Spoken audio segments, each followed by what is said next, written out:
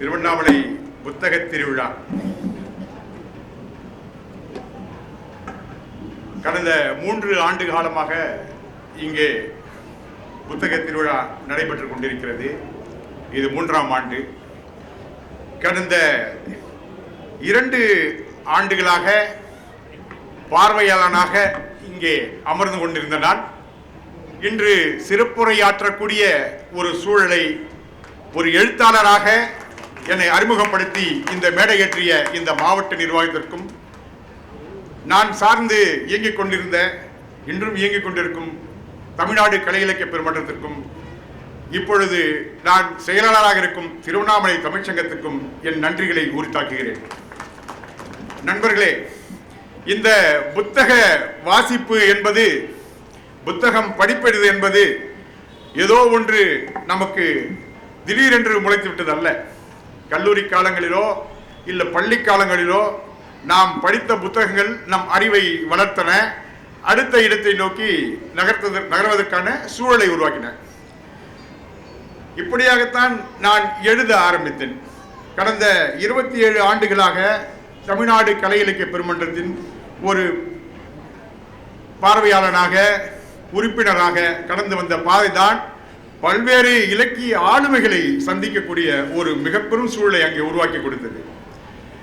அந்த இடம்தான் நாம் எழுத வேண்டும் என்ற ஒரு இடத்தை உந்தி தள்ளியது. அந்த உந்தித்தள்ளல் தான் இங்கே இன்று இந்த மேடையில் நான் நின்று கொண்டிருக்கிறேன். இந்த நன்றியை இந்த மேடைக்கு நான் அடிக்கடி சொல்ல விரும்புகிறேன். அடுத்த முறை இந்த ஆண்டு வேறு ஏதோ பணிகளோடு நான் மீண்டும் இந்த மேடைக்கு வருவோம். ஏன்னா அடுத்த ஆளுமைகள் வரப்போகிறார். திருவண்ணாமலை மண் என்பது இலக்கியம் சார்ந்த மண். இங்கே இலக்கிய காற்று வீசிக்கொண்டேதான் இருக்கும். அடுத்தடுத்த ஆட்கள் வந்து கொண்டேதான் இருப்பார். இந்த மண்ணை மிதித்தவர்கள் இலக்கியம் சார்ந்து இயங்குவார்கள். தன்னுள் அவர்கள் அடைத்து வைத்ததை வெளிப்படுத்தும் இடமாக தான் இருக்கிறது திருவண்ணாமலை. இப்படியாக பல்வேறு அமைப்புகளை தாங்கிய இடம் இது. இங்கே கட்டப்படும் பல நிகழ்வுகள் மாநிலம் முழுவதும், மாவட்டம் முழுவதும், உலகம் முழுவதும் பிரசித்தி பெற்றதாக உருவாகிறதுக்கான எல்லா தடங்களும் கொண்ட இடம்தான் திருவண்ணாமலை. இப்படியான சூழலில் நான் இப்படிதான் எழுத்தாளன் ஆகிவிட்டேன்.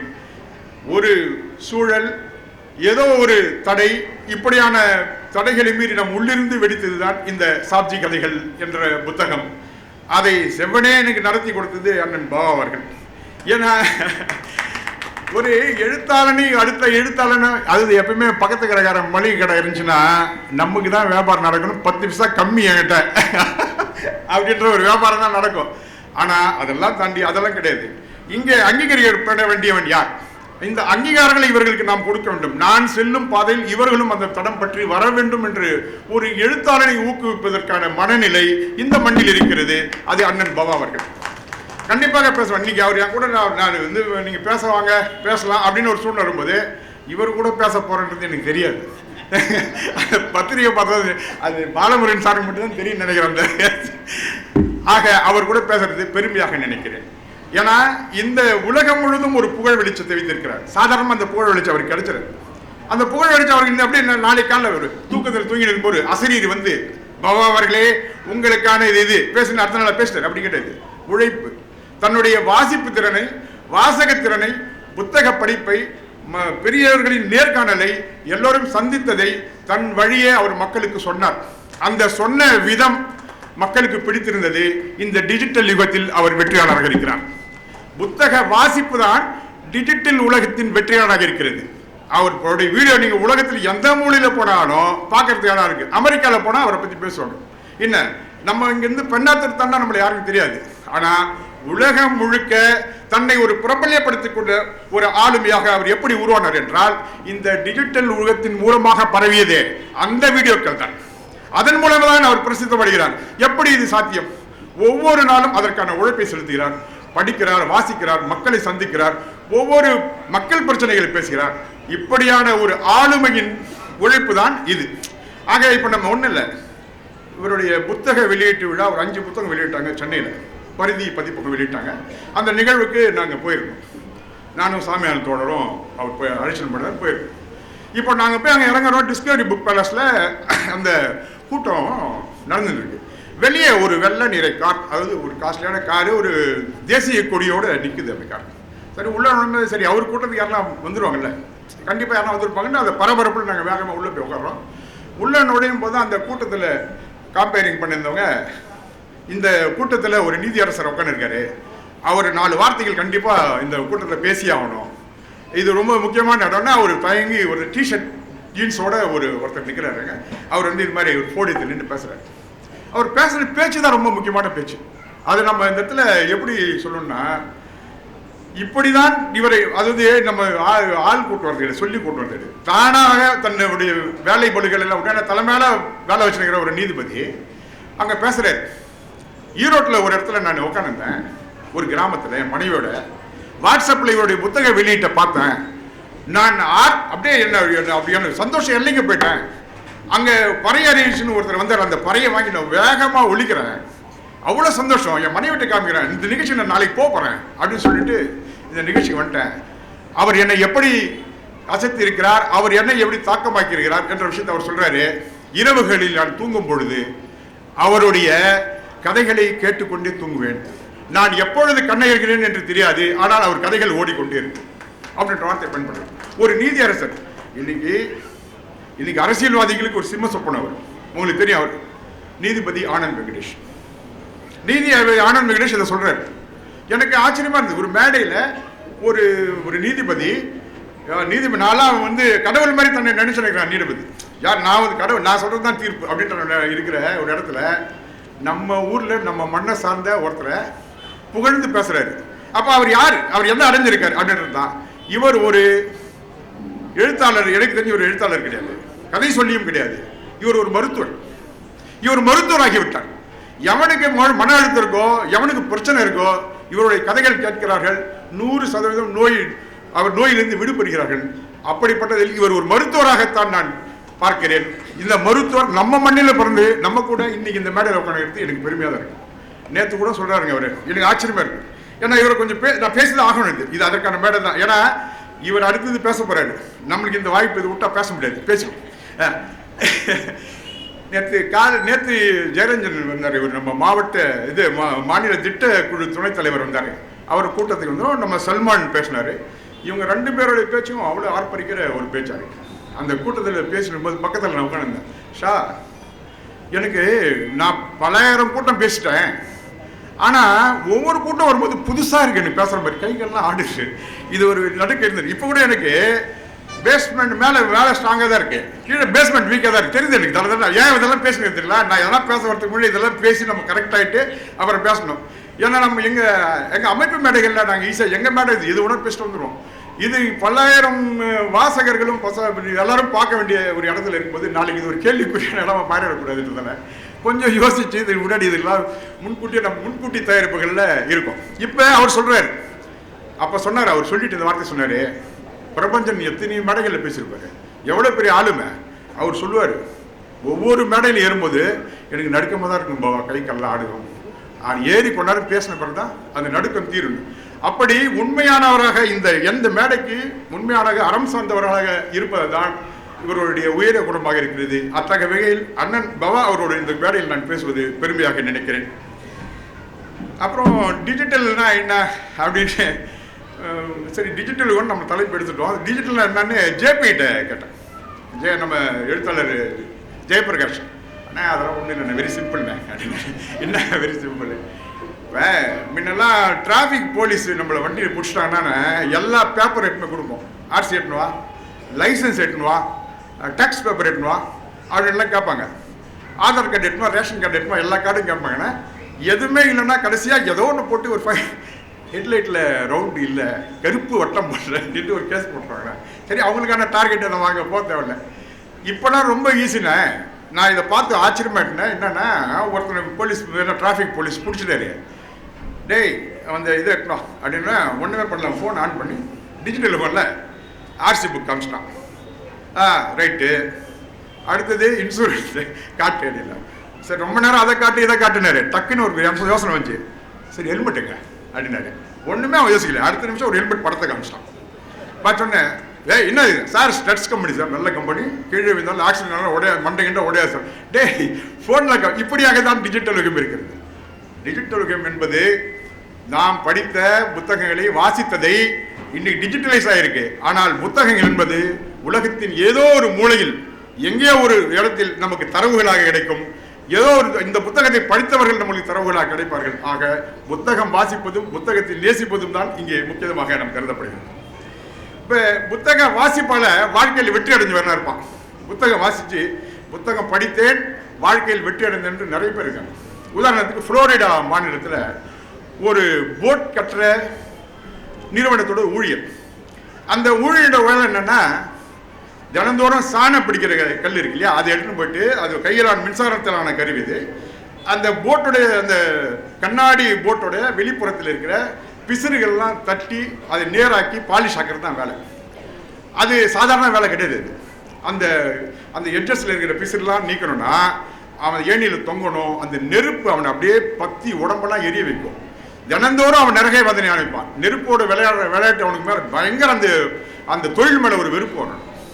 இந்த தொழில் நம்மளுக்கு இப்படி ஒரு மோசமான இடத்த கொடுக்குது. எப்படி நம்ம வாழ்க்கையில் அடுத்த கட்டம் நகர முடியும்? வாழ்நாள் ஃபுல்லாக அப்படியே கலந்துருவோம். தன் நண்பனோட டெய்லி பேசிக்கொண்டு விரக்தியோடு தான் வீட்டுக்கு போவான். வீட்டுக்கு போனால் அவன் அந்த வெக்க அவனுக்கு தாங்கவே தாங்காது. 1 மணி நேரம் 2 மணி நேரம் குளிப்பான். அதுக்கப்புறம் நண்பன் சொல்லிட்டு குடிப்பான். இது 2 மட்டும் அவனுடைய வாழ்க்கை இருந்து ஒரு காலத்தில் அவன் ஒரு குடிகாரனே மாறும். இப்போ உதாரணத்துக்கு இந்த மேடை வெக்கையாக இருக்கு. ஆனால் இங்கே பார்த்தீங்கன்னா வேலாயுதம் கொஞ்சம் அப்படியே மழை இருக்கு. நம்ம பச்சைப்பன் பார்த்தீங்கன்னா அப்படியே நிலவு மாதிரி இருக்காரு. அவர் அந்த வெக்கையை தாங்கிறதுக்கான சக்தி அவர்கிட்ட இருக்கு. இவர்கிட்ட இல்லை, என்கிட்டையும் இல்லை. எனக்கும் ஒரே உள்ள ஊற்றுது. இந்த வெக்கையை தாங்க முடியாதவர் ஒரு போட்டோட வெக்கையும் அது அந்த தைரிய மின்சாரத்தை பயன்படுத்தி அந்த கருவியை பயன்படுத்தும் போது அவருடைய உடல் என்றது ஒத்துழைக்க மறுக்கிறது. விரக்தியோட எல்லைக்கே போகிறார். இப்போ ஒரு நாள் என்ன பண்ணுறாரு, இதுக்கு மேலே சரிப்பட்ட வர இது பண்ணுமென்னு அவர் கையில் ஒரு புத்தகம் கிடைக்குது. அந்த புத்தகம் என்னன்னா, the greatest salesman in the world, Og Mandino எழுதுனது. இந்த கப்பல் கட்டும் தொழிலாளி பேர் என்னன்னா பர்க் ஹெட்ஜஸ். அந்த பர்க் ஹெட்ஜஸ் என்ன பண்ணுறாரு, ஒரு நாள் அவர் கையில் greatest salesman in the world, உலகிலேயே மிகச்சிறந்த விற்பனையாளர் என்ற ஒரு புத்தகம் அவர் கையில் கிடையாது. இந்த புத்தகத்தை வாசிக்கிறார். இந்த புத்தகத்தை வாசித்த பிறகு 1 மாத காலத்தில் தன் வேலையை ராஜினாமா செய்தார். அவருக்கு பெரிய திருப்தி. ஆஹா, நமக்கு அருமையான ஒரு வாய்ப்பு கிடைச்சு. என்ன படிச்சார் அந்த புத்தகத்தில் அவர்? அந்த புத்தகத்தில் அவர் இருக்கு, நான் இந்த உலகில் ஒரு நோக்கத்துக்காக இருக்கிறேன். அந்த நோக்கம் ஒரு மலை போல உயர வேண்டுமையாமல் மணல் துகளாக நொறுங்கி போகக்கூடாது. இனிமேல் எல்லாவற்றிலும் மிக உயர்ந்த மலையாக மாறுவதற்கான எனது எல்லா முயற்சிகளையும் நான் பயன்படுத்துவேன். அது கருணையுடன் என்னிடம் ஓய்விடு என்று மன்றாடும் வரை நான் எனது திறமைகளை கஷ்டப்படுத்துவேன் அப்படின்ற வரி தான் அதில் இருக்கு. நான் இனிமேல் என் வாழ்க்கையை மலையாக தான் உயர்த்துவேன். இந்த மணல் துகளாக நொறுங்கி போகிறதுக்கான வாழ்க்கை இனிமேல் வாய்ப்பை உருவாக்கிக்க மாட்டேன்ற ஒரு நம்பகத்தகுந்த ஒரு வரிகள் உருவாச்சு பார்த்தீங்களா? அந்த வரிகள் அவரை பயங்கரமாக பாதிச்சு தன் வேலையை ராஜினாமா பண்ணுறாரு. ராஜினாமா பண்ணதோட சும்மா இல்லை, நேராக போகிறாரு. ஒரு செல்ஃபோன் கம்பெனியில் வேலை செஞ்சுறாரு. ஒரு மிகப்பெரிய நிறுவனம். அங்கே போனோடனே இவருக்கு ஒரு ஆரம்ப நிலையில் எப்பவுமே நம்ம கடைக்கு ஒரு ஸ்டாஃப் வந்துட்டாங்கன்னா அவனுடைய திறமையெல்லாம் காமிப்பான். சார் நான் அது சார் இது சார்னா அவனுடைய திறமைகள் எல்லாம் அப்படியே வெளியே வரும். ஆச்சரியமாக இருக்கும். பரவாயில்ல, நம்மளை மாதிரியே இருக்கான அவன், நம்ம எப்படி வாழ்க்கையில் கடந்து வந்தோமோ அதே இடத்துல இருக்கான இவன் அப்படின்னு அவனை பார்வை இருக்கும். அவனுக்கான எல்லா ஊக்கமும் நம்ம கொடுப்போம். அப்படி ஊக்கப்படுத்தப்பட்ட பர்க் ஹெட்ஜஸ் ஒரே மாதத்தில் அந்த நிறுவனம் அவனுக்கு கொடுத்த எல்லா விதமான இதுலேயும் டார்கெட்லையும் ஜெயிச்சு அவார்டு வின்னராகவே மாறிடுறான். இப்போ அந்த கம்பெனி அவனோட ஆச்சரியமாக பார்க்க, யாரும் அவன் இவ்வளோ வெறித்தனமாக நம்ம கம்பெனி வேலை செய்கிற ஒரு ஆளாக இருக்கானே அப்படின்னு. நண்பர்களே, $1 மில்லியன் ஒரு கட்டத்தில் அவன் கையில் சேர்கிறது. ஒரு செல்போன் நிறுவனத்தை ஆரம்பிக்கிறார். செல்போன் நிறுவனம் ஆரம்பித்ததில் தன்னுடைய உழைப்பை ஆரம்பத்தில் கடினமாக இருந்தது. தன்னுடைய கடின உழைப்பின் மூலம் தன்னுடைய 30வது வயதில் அந்த பர்க் ஹெட்ஜஸ் 5 நிறுவனங்களில் செல்போன் நிறுவனங்களின் நிறுவனராக மாறினார். அது மட்டும் இல்லை, 2 மாபெரும் புத்தகங்கள் எழுதினார். அதாவது மார்க் ஒன்றின் புக்கை படிச்சுட்டு ஒரு செல்போன் நிறுவனத்துக்கு அதிபரான பர்க் ஹெட்ஜஸ் 2 புத்தகங்கள் எழுதினார். அது மிக பெரும் விற்பனையாகிறது. இதை எப்படி இப்போ அவருக்கு சாத்தியம்? ஒரு புத்தகம் ஒரு மனிதனை எப்படி தன்னை தொழிலதிபராக மாற்றி என்பதற்கான உதாரணத்தை இங்கே சொல்றேன். நிறைய இடங்கள் இப்போ காந்தியடிகள்கிட்ட போய் கேட்குறாங்க, ஐயா உங்ககிட்ட $1 கோடி கொடுத்தா என்னங்க பண்ணுவீங்க? ஒரு பக்காவான நூலகம் அமைச்சிருங்க. இதுதான் காந்தியடிகள். புத்தக வாசிப்பு தான் இந்த உலகை உயர்த்தும் என்று மகாத்மா காந்தி எண்ணியிருக்கிறார். இது இப்படிப்பட்ட மாற்றங்களை வாசித்த ஒரு புத்தகத்தை இவருக்கு ஏற்பட்டது. அன்று முதல் இவர்கள் ஒரு மிக பெரும் செல்வந்தராக பல்வேறு ஊழியர்களுக்கு பணி கொடுக்கக்கூடியவராக மாறி சென்றிருக்கிறார்கள் என்பதுதான் நிதர்சனமான உண்மை. கடையனுக்கும் கடை தேற்றம் என்ற நூல்தான் காந்தியடிகளின் வாழ்க்கையை புரட்டி போட்டது. ஜான் ரிஸ்கின் செய்திய கடையனுக்கும் கடை தேற்றம் என்ற புத்தகம் தான் காந்திஜியின் வாழ்க்கையை புரட்டி போட்டது. காந்தியே ஒரு பெரும் புத்தக வாசிப்பாளராக தன்னை அடையாளப்படுத்தினார். இந்த மக்களுக்கான விடுதலைக்கான போராடினார் என்பதுதான் நிதர்சனமான உண்மை. இன்னும் புத்தக வாசிப்புக்கு பிறகு நிறைய பேர் நான் பார்த்துருவீங்க இங்கே இருக்கு. இங்கே என் கதை என் புத்தகத்தில் என்னுடைய சாட்சி கதைகள் புத்தகத்தில் நான் ஒரு சிறு கதை எழுதுறேன். அந்த கதை என்னன்னா, அது நிஜமாக நடந்தது தான். நம்ம கலையிலக்கு பெருமன்றத்தில் ஆர்வமாக நாங்கள் பயணப்பட்ட காலத்தில் ஒரு சினிமாவுக்கு போகலான்னு சொல்லி நாங்கள் எல்லாம் ஒரு புகைத்தட்டலுக்கு ஒரு படம் பார்க்க போகிறோம். எழுத்தாளர் கோணங்கி அன்னைக்கு வந்திருந்தார். அவரோடு சேர்ந்து அந்த தேட்டரில் படம் பார்க்க போகிறோம். என்னுடைய ஆயத்த ஆடை நிறுவனத்தில் அன்பண்ணன் அவர் நாங்கள் 3 பேர் பேசியிருந்தோம். சினிமாவுக்கு போகலான்னு கிளம்பி சினிமாவுக்கு போயிட்டோம். அந்த சினிமா உட்காந்து பார்க்க முடியல, பயங்கரமாக போர் அடிக்குது. சரி, அதுக்கப்புறம் நம்ம ஆளுங்க ஒன்றும் பொறுக்க மாட்டோம்ல. அப்போ ஏதோ ஒரு ஊர் கதை பேச ஆரம்பிச்சிட்டோம். எல்லாம் ஏதோ சீரியஸாக படம் பார்த்துக்கிறாங்க, நாங்கள் மட்டும் அந்த கதையை பேசுகிறோம். அப்போ இதுக்கு முந்தைய நாள் என்னுடைய கிராமத்துக்கு நான் போயிட்டு வரேன். அங்கே நடந்த ஒரு நிகழ்வை நான் அங்கே பரிமாறிக்கிறேன். என்ன நிகழ்வுன்னா, அந்த ஊரில் பஞ்சாயத்து போர்டு எலெக்ஷனில் தலைவராக நிற்கலான்னு முடிவு பண்ணி அடிக்கடி ஊருக்கு போகிறது. ஒரு மாற்றத்தை உருவாக்கிட முடியாதா? இந்த பஞ்சாயத்து ராஜ் சட்டங்களை வச்சு நமக்கு இந்த ஊரை பெருசாக உருவாக்கிட முடியாதான்னு ஒரு இளைஞனின் எழுச்சி இருந்ததில்ல, அந்த எழுச்சியோடு அந்த ஊருக்கு நான் பயணிக்கிறேன். அந்த ஊரில் நான் தலைவருக்கு நிற்கிறதால, பஞ்சாயத்து போர்டு தலைவருக்கு நிற்கிறதால அடிக்கடி ஊருக்கு போகிறேன். இப்போ வீட்டில் ஒருத்தர் பத்திரிக்கை வைக்க வர்றாரு. அவர் அம்மாவும் நானும் உட்காந்து காஃபி சாப்பிட்ணும் தென்னையில். அப்போ ஒருத்தர் அங்கே வர்றாரு. அம்மா இந்த மாதிரி ஐயா இல்லைங்களா அப்படின்னு அப்பாவை கேட்குறாரு.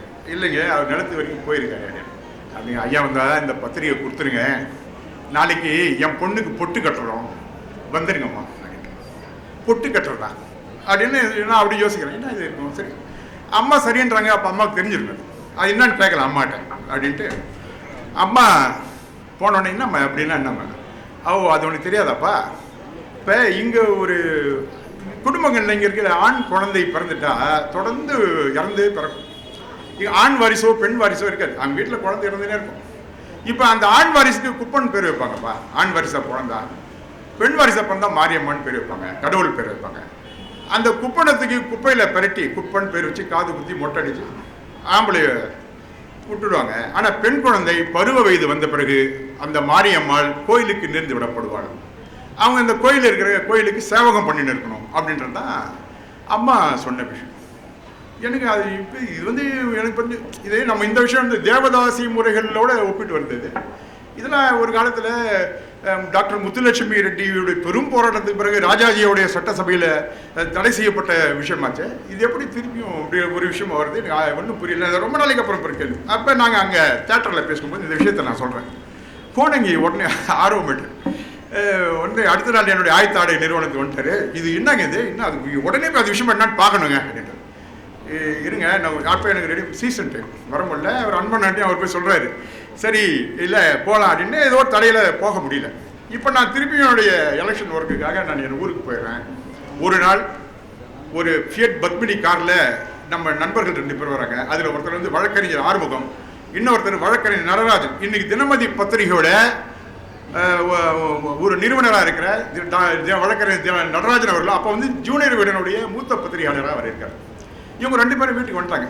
அப்புறம் பரஸ்பரம் அவர் அறிமுகம் ஆகும்போது எங்கள் அண்ணனுடைய கிளாஸ்மேட்னு சொல்கிறாரு. சரின்னு பேசிட்டு, நேற்று ஆரம்பங்க இந்த விஷயத்தை சொன்னார், நம்ம உடனே ஜூனியர் உடனே கவர் பண்ணணும், இது ரொம்ப முக்கியமான பிரச்சனைங்க. இது எப்படி இவ்வளோ நாள் எல்லாருக்கும் தெரியாமல் இருந்தது, இந்த பிரச்சனை நம்ம உடனே கவர் பண்ணுங்கன்றார். சரி ஏங்க, நான் எலெக்ஷன் இருக்கிறேன், இப்போ நான் போனால் எப்படி ஆகும்? இது சாத்தியம் அதெல்லாம் ஒன்றும் இல்லை. இது ஒரு நிறைய பேருடைய வாழ்வியல் பிரச்சனை, இதை நீங்கள் புரிஞ்சுக்கிங்க சார். சரி நான் வாங்க நான் போனான்ட்டு அழைச்சிட்டு நேராக அவங்க அந்த வீட்டுக்கே போயிட்டோம். இப்போ நேரடியாக போய் அவங்ககிட்ட என்னன்னு கேட்டால் இவங்க 2 பேரும் அந்த ஏரியா விட்டு வெளியே வர முடியாது. யாரை ஒன்றா வீட்டில் ராஜா. இப்போ நான் கூட போனதால் அவங்க தன்மையை என்ன விஷயம் இல்லைங்க, ஒரு சினிமா படம் எடுக்க போகிறாங்க பொட்டு கட்டுறது சம்மந்தமாக. இது யார்ட்ட கேட்டாங்க, நான் இந்த விஷயம் சொன்னேன்னு நீங்கள் வந்துட்டாங்க, நீங்கள் எல்லாம் மேக்கப் போட்டு ரெடி ஆகிடுங்க அப்படின்னு. வீட்டில் இருக்கிறவங்க எல்லாரும் மேக்கப் போட்டு பயங்கரமாக ரெடி ஆகிட்டாங்க. இப்போ சினிமா படம் எடுக்க போகிறதா சொல்லி அவங்ககிட்ட ஒரு பேட்டிகள் ஃபோட்டோக்கள் எல்லாமே எடுத்துன்னு இருக்காங்க. அந்த பொட்டுக்கட்டல் நிகழ்வுக்காக பச்சை ஓலை கட்டி அது கட்டி அந்த வீடியோ வந்து அழகுபடுத்தப்பட்டிருக்கிறது. அவர்கள் அந்த நிகழ்வுக்காக தயாராகி கொண்டிருக்கிறார்கள். அப்போ பேசினிருக்கும்போது அந்த பொண்ணோட அப்பா சொன்னார், ஏங்க இது நம்ம ஊரில் மட்டும்தான் நடக்குதுன்னு நினைக்கிறீங்களா? சுத்துப்பட்டு எல்லா ஊர்லேயும் இருக்குங்க இது அப்படின்னு. நிறைய சுத்துப்பட்டு அவர் வந்து ஒரு நடராஜ வைக்கிற வந்து ரொம்ப என்ன சொல்கிறீங்க அப்படின்னு ஒரு 30 ஊர் பேரை கடற்கடா வச்சார். அது இது அப்படியே அடுக்கிறார். அவர் ஒன்றும் பொருள் என்கிட்ட சொன்னார், ஏங்க இதை வந்து உடனே இந்த 30 ஊருக்கு நம்ம போயிட்டு இது சம்பந்தமான ஆய்வை நம்ம நடத்தி ஆகணும். இந்த வாரம் ஜூனியர் உடனே வந்து ஆகணும். இது தயவு செஞ்சு ஒத்துழைப்பு கொடுங்க. சரிங்க, வேலையை முடிச்சோம். 30 ராத்திரி 12 1 மணி ஆயிடுச்சு. சாப்பாடு வாங்கி கட்டி காரில் போட்டுக்கின்னு ஊராக எல்லாருக்கும் படம் எடுக்க போகிறேன்னு சொல்லிட்டு இந்த பேட்டிகள் எல்லாம் எடுத்தோம். அந்த வார ஜூனியர் விகடனில் தலைப்பு அந்த அட்டைப்படத்தில் அந்த மொட்டையின் சிரித்து கொண்டிருந்தார். அந்த நிகழ்வு முடிஞ்ச உடனே எல்லா போலீஸ் ஜீப்பும் எங்கள் ஊரில் நிற்குது, எல்லா அதிகாரிகளோட ஜீப்பு நிற்குது. அந்த சினிமாவில் கடைசி சீனில் பார்த்தீங்கன்னா கோபாலகிருஷ்ணன் வந்து நிற்பார் ஜீப்பில். அது மாதிரி எல்லா ஜீப்பும் எங்கள் ஊரில் நிற்குது. எல்லா அரசு அதிகாரிகள் பயங்கரமான எதிர்ப்பு தெரிவிக்கிறாங்க அந்த மக்கள். இது தெய்வ குத்தம் ஆகிடும். தெய்வ குத்தம் நீ சொல்கிற சட்டம் இல்லை. இந்த சட்டத்தை நீ பண்ண முடியாது, உன்னை கைது பண்ணுவோம், குடும்பத்தோடு தூக்கணும்னு அவங்க மிரட்டுறாங்க. அப்புறம் போயிட்டு அந்த இடத்துல நாடே சமாதானம் பண்ணி இல்லை இது வந்து அவங்க சொல்கிற சரிதான், நாளைக்கு பிரச்சனை ஆகிடும். இப்போ ஒரு எலெக்ஷன் நிற்கிற பையன் வேறு வழியெல்லாம் அவங்க சிக்கிட்டான், அது அடுத்த விஷயம். இப்போ உடனே என்ன பண்ணுறாங்க, என்னதான் இதுக்கு தீர்வு அப்படின்னு அந்த பொண்ணுக்கு உடனே திருமணம் பண்ணி வைங்க. அப்போ அந்த 30 ஊரில் நடக்குது அதுக்குன்னா அப்படின்னு அவர் கேட்டார். 30 ஊரில் கல்யாணம் நடக்குதுயா அப்படின்னாரு அவர். அடுத்தது சரி, அங்கே இந்த நிகழ்வுக்கு வந்து பெங்களூர்லேருந்து வந்து ஒரு பொண்ணு பையனை கூப்பிட்டு அவனுக்கு அன்று திருமணம் நடந்தது. 30 பெண்களின் வாழ்விலும் அன்னைக்கு திருமணம் செய்யப்பட்டது. சரி, இந்த 30 திருமணம் நடந்ததுக்கு ஒருத்தர் காரணகர்த்தா இருப்பார். நான் கருவி தான், ஆனால் இதற்கு ஒரு காரணகர்த்தா இருந்தார். அதுதான் இன்னைக்கு அவர் இந்த திராவிட மாடல் ஆட்சி நடந்து கொண்டிருக்கு. டாக்டர் கலைஞர் தமிழின தலைவர் அவர்களின் வழிகாட்டுதலின் பேர் அன்று நடந்தது. அவர் புத்தக வாசிப்பாளராக இருந்தார், புத்தகங்களை படித்தார். அன்னைக்கு பிரச்சனையை அன்னைக்கே பேசி வாசிக்கிறாரு, உடனே உத்தரவிடுறாரு, அதிகாரிகள் வராங்க, கல்யாணம் நடந்தது. ஒரு வாசிப்பாளரின் வெற்றி இதுதானே, ஒரு மக்கள் பிரச்சனைகளை பேசக்கூடியவருடைய வெற்றி இதுதானே. 30 பேருக்கும் திருமணம் சொல்லி அவர்கள் வாழ்வியல் நிலையை மாற்றியிருக்கிறார். அவர்கள் இன்று சந்தோஷமான சுபிட்சமான வாழ்க்கையை வாழ்ந்து கொண்டிருக்கிறார்கள். இதை விட வெற்றி வேற என்ன வேணும் நமக்கு? ஆக நண்பர்களே, மகாகவி பாரதியார் தன் குழந்தைகளிடம் ஒரு முறை சொன்னார். அவங்க பசங்களை சொல்றாரு, உங்களுக்கு நான் சொத்து கொடுக்காம போயிட்டெல்லாம் நீங்க நினைக்காத, சொத்து கொடுத்துருக்கேன். என் வீட்டில் தகரப்பட்டியில கையெழுத்து பிரதிகளாக நான் எழுதியிருக்கிற புத்தகங்கள் இருக்கிறது. அது இன்றைய மதிப்பு 2 லட்சம் ரூபாய். நாளை உங்களுக்கு உதவும், நீங்கள் வாசிப்பாளராக உங்களை உயர்த்துக் கொள்ளுங்கள், இதுதான் உங்கள் சொத்துன்னு கொடுத்தார். மகாகவி பாரதிய எவ்வளவு ஏழ்மையில் இருந்தாலும் மகன்களுக்கான குழந்தைகளுக்கான சொத்தை அவர் வழங்கி கொண்டு சென்றிருக்கார். அது புத்தகங்கள் வாயிலாக கொடுத்திருக்கிறார். ஒவ்வொரு மனிதனும் நல்லபடியாக வாழ மன வளம் செழுமையான இருத்தல் வேண்டும். இந்த செழுமையை மனிதனுக்கு தருவது புத்தக வாசிப்பு தான் ஔவையார் எழுதிட்டு போயிட்டாங்க. என்னன்னு எழுதுறாங்க, நீரளவே ஆகுமாய் நீராம்பல் தான், கற்ற நூல் அளவே ஆகுமாம் நுண்ணறிவு. ஔவையார் சொல்றாங்க, நீ கற்ற நூல் தான் உனக்கு நுண்ணறிவு, நீ அதை படிக்காம அப்படி வாழ்க்கையில் வெற்றி பெறவே முடியாது என்பதை ஔவையார் சுட்டிக்க. ஆதி காலத்திலிருந்து நீங்க வாசிப்பு தான் மையப்படுத்துறாங்க. இன்றும் வாசிப்பு தான் நம் கையில் நாம் எடுக்க வேண்டிய ஆயுதம். ஆகவே இந்த டிஜிட்டல் யுகத்தை படைக்கும் சக்தி புத்தகங்களுக்கு மட்டும் உண்டு. மனிதனும் அறிவு பட்டகத்தை திறக்கும் திறவுகோல் புத்தகம் மட்டுமே. இப்ப மாவோ எப்படி தன்னை தயார்படுத்தினார் என்றதுக்கான ஒரு இது வேர்ட்ஸ் ஆஃப் வார்னிங்ஸ், எச்சரிக்கை தரும் வார்த்தைகள் என்ற ஒரு புத்தகத்தை படிக்கிறேன். அது படித்தவர் தான் அவர் பள்ளி படிப்பை நான் படிக்கணும்னு ஆசைப்படுறேன். பள்ளி படிப்பை படிக்கும்போது இந்த புத்தகம் படித்த அவர் எடுத்த விஷயம் என்னன்னா, சீனாவின் பலவீனங்களையும் மேற்கத்திய நாடுகளின் பலத்தையும் தெரிந்து கொண்டார். வேற எதுவுமே கிடையாது. அந்த புத்தகம் அவர் சொன்னது என்னன்னா, சீனாவோட பலவீனம், மேற்கத்திய நாடுகளுடைய பலம் உருவாச்சு மாவோயிச கொள்கையை உருவாக்கினது இந்த ஒரு புத்தகம் தான். இந்த புத்தக படிப்புக்கு பிறகுதான் மாவோயிசத்தை அவர் உருவாக்குகிறார். மாவோ ஒரு வெற்றியாளராக அங்கு நடைபோடுகிறார் என்றால் புத்தகங்களின் தேவை எப்படி என்று நாம் புரிந்து கொள்ள வேண்டும். தூக்கிலிடுவதற்கான நேரம். ஆங்கிலேய காவலன் வருகிறான் பகத்சிங்கிடம். பகத்சிங் அவரிடம் ஒரு ரெக்வஸ்ட் வைக்கிறார், லெனின் புரட்சின்னு ஒரு புத்தகம் படிச்சுருக்கேன். கடைசி அத்தியாயம் வந்துட்டேன். இந்த அத்தியாயம் முடிந்த பிறகு என்னை தூக்கில் எடுக்கின்றார். ஒரு மிகப்பெரும் புரட்சியாளனுடைய கடைசி ஆசையாக கூட ஒரு புத்தகத்தை படிப்பதில் தான் இருந்தது.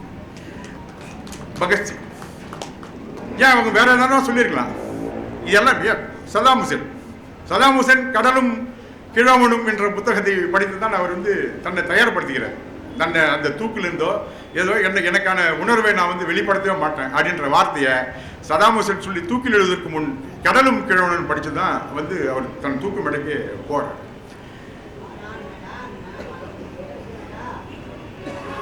காவலாளியிடம் அனுமதி பெற்று புத்தகத்தை படித்து முடித்துப்பான் தூக்கு மேடைக்கு சென்றான். இன்னுயிரை நேர்த்தான் என்பதுதான் பகத்சிங்கினுடைய வரலாறு. ஜவஹர்லால் நேருவிடம் ஒரு வாட்டி கேட்கிறாங்க. ஜவஹர்லால் நேரு சொல்றாரு, உங்களை எடுத்து தனிமை சிறையில் அழைத்து வைத்தால் நீங்க என்ன பண்ணுவீங்க அப்படிங்கிறார்.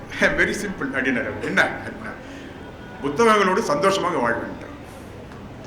உன்னை தனிமை சிறையில் போட்டால் என்ன பண்ணும் இவன் நக்கலா கேட்டான். அவர் அதுக்கு பதில் சொன்னாரு, ஐயோ மிக சந்தோஷமான விஷயம் எனக்கு அது, நான் புத்தகங்களோடு சந்தோஷமாக வாழ்வேன் என்ற வார்த்தை ஜவஹர்லால் நேரு சொன்னார். இப்படியாகத்தான் புத்தகங்கள் நம்மை வெகுவாக கொண்டு சொல்கிறது. வாழ்க்கையை நல்ல நிலைமைக்கு கொண்டு வரும் சூழலை உருவாக்கி தருகிறது.